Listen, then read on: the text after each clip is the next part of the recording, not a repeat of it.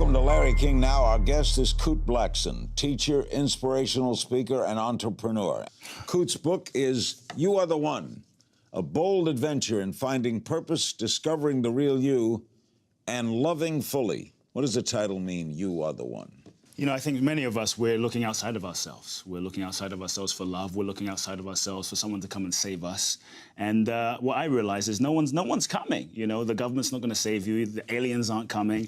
I mean, ultimately, we have the power within ourselves. And that's really the essence of the book. And do you think most people don't know that? Deep down as children, I think we have a sense. But somewhere along the line, we get conditioned and we forget who we really are. We forget the power inside of us. And either we abdicate responsibility or we become victims and we forget. So why is it that so many people who seem to have it all are unhappy?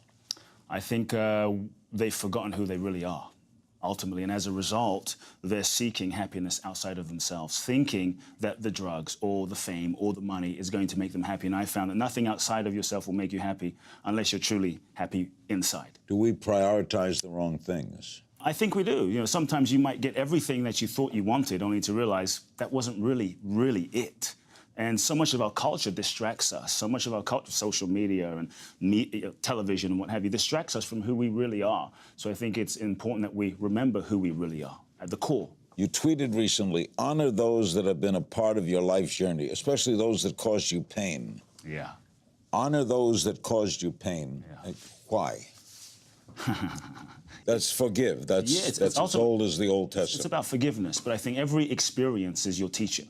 And every single, I believe that we are here on this planet to grow and evolve, to become who we really are, to become the highest version of ourselves. So every single experience, every single relationship, I think helps evolve us and teaches us about who we are, gives us the opportunity for that. So I say who we are today, every experience, who we are today has helped us become who we are and ultimately give our gifts to the world. You also say you have to love yourself, right? Yeah. If you're not going to love yourself, who's going to? No one is going to love you like you imagine in your wildest dreams. So that's why I say you are the one. Stop waiting for anything to be different. Is there a line between loving yourself and being egomaniac and arrogant? Of course there is. I think part of that line is where you go into delusion, where it's just self-obsession. I think one of the sources of suffering is where we get obsessed with ourselves. So we have to be aware of that line, where is it self-obsession, where is it true self-loving? And also seeking external validation, right? The acceptance by him. I think we seek external validation when we're not loving ourselves. And I think that's part of the path. What part of this process does social media play? You know, I think social media is a very externally focused medium. And two things, I think it distracts us from who we are because there's so many of us who are constantly, you know, on social media checking for how many likes, how many people commented on our posts. And it focuses our attention not inside, but outside. And I think to really be centered, and to listen to what our truth is, what our calling is, what we really feel, we have to go inside. And I think those things tend to focus us externally. So one of the things I encourage people, my clients, is to have a detox day, a digital detox day where you unplug from social media for a day. And as a result, you get to listen to what you really feel. You get to listen to the truth inside. How did you get to be you? How did I get to? I don't know. It just was me, you know. Are you a psychologist? I'm not a psychologist. My entire life has been a quest. You know, from age 5, my first memories were two things: feeling a deep calling to serve humanity. I just felt it. It was a burning desire. Are you from Ghana? I was born in Ghana. My father's from Ghana. My mother's Japanese. I grew up in London. Now I live in the US. So I feel like I'm from everywhere. And I felt this deep calling to serve humanity. And it was just burning inside. And I grew up seeing, my other first memory was seeing a crippled woman crawling on the floor. She picked up the sand that this man walked on, wiped on her face and stood up. And this man was my father. So I grew up in this, you could say, spiritual environment that was filled with possibilities. And when I was age 8, I started speaking to my father's audiences. When I was 14, I was ordained as a minister, given the mandate to take over his organization. But I knew that wasn't my path. So it took a lot of courage for me to actually listen to my own truth and not follow the expectations of my father and tell him I wasn't going to take over, to the disappointment and dismay of many people. Do you believe in a higher power? I believe that there is an intelligence. Call it whatever you want to call it. Some people call it God. Some people, you can call it, you know, blah, blah, blah. Whatever it is, to me, those are just labels. But I do believe that there is an intelligence that is functioning us. There is an intelligence that is living and breathing. You and I, you're being breathed, I'm being breathed. There's an intelligence that is functioning existence. That I do believe. I don't put labels on it. I just feel it. And I feel it is what is what we are, essentially. What do you think of the greatest mystery of all? What happens when you die? I'll be honest, I don't know. Neither do I. Who knows? Who knows? I mean, we can have theories and we can pretend to know, but no one knows. I don't think the question is what happens when you die, because that's what we often ask, and we have theories about it. I think the real focus should be, how am I going to live my life now? Right this moment, this second. And many of us, we don't live. We're living like we're dead. So I think that takes more courage to live this moment. Our guest is the noted inspirational speaker and teacher, Kute Blackson. Coming up, how Kute broke from the church to chart a different path. His book is You Are the One. Stay with us. We're back with Kute Blackson. The book is You Are the One. As he said, he was born in Ghana. Why did you leave the church? You know, I didn't feel it was my calling. And the only reason I accepted to sort of take over my father's ministry was I wanted his love. I wanted his acceptance. But those were his dreams for my life. And I started asking different questions.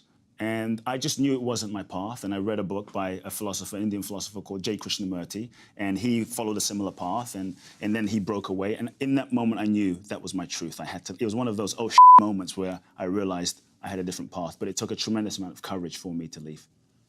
There's so many people in self-help now. It's inundated. What is the best way to use this book? I wrote a book that was slightly different. It wasn't typical 7 steps to this, four steps to that, a formulaic self-help book, because I think everything that needs to be said has been said. I wanted to write something that was straight from my heart, and it's stories, it's metaphors. So I think if you read it and then ultimately apply it, that's the key. The application, speed of implementation is the key. Can people really change? People only change or transform if they are truly 100% committed. And most people come to me and say, I want to change. And I say, no, you really don't. Because if you did, you would have already. So you have to look at what the payoff is for staying stuck. And you have to look at where are you not committed. Because if you're not committed, you won't shift. Some people say people don't change, circumstances change.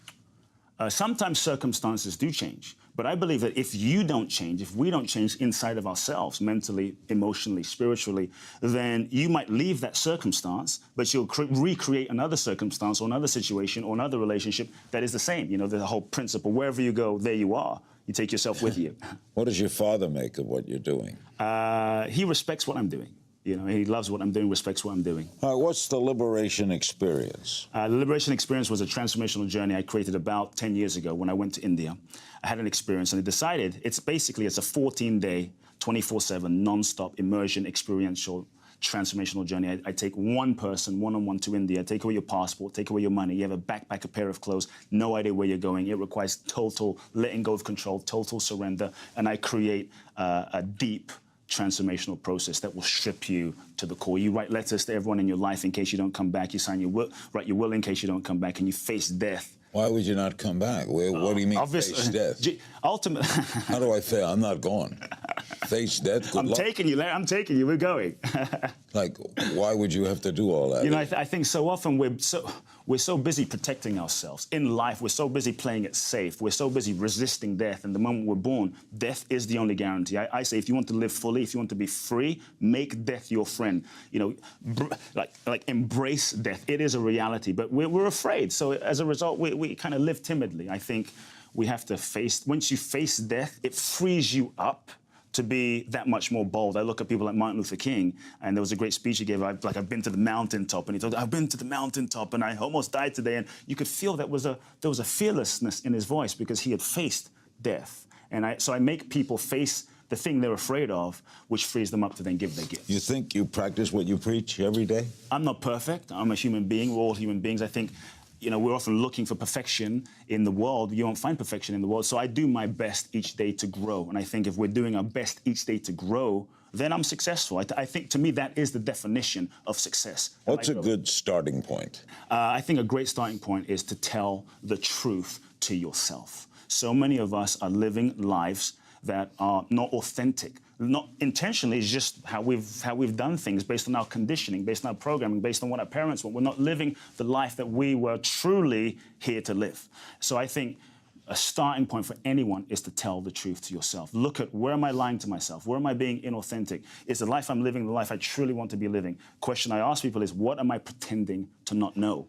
Do you do classes? Do you do speaking? I do seminars, I do events around the world. I do twice a year, I take people to Bali, which is kind of based on my book. I don't really do the India journeys anymore, but I do seminars. Why Bali? Bali is different from India. Bali is a very tender, loving, feminine space. So Bali high, they call. It's gentle.